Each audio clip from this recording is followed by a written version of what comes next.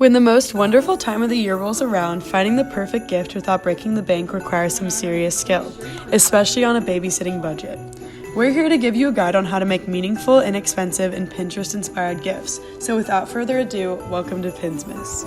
This DIY brownie mix in a jar is easy to create and makes last-minute holiday party sweets a breeze. Start with a mason jar and add 3/4 of a cup of cocoa powder, a half a teaspoon of baking powder, and 1 1/3 cup of flour, and 1 2/3 cup of sugar, a half a teaspoon of salt, and 3/4 cup of chocolate chips in the jar.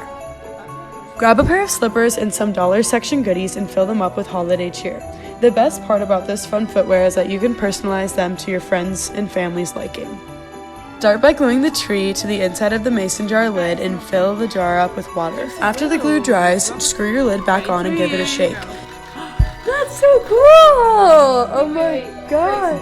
You can even add other decorations like fake snow or glitter or even food coloring to the water for a creative touch.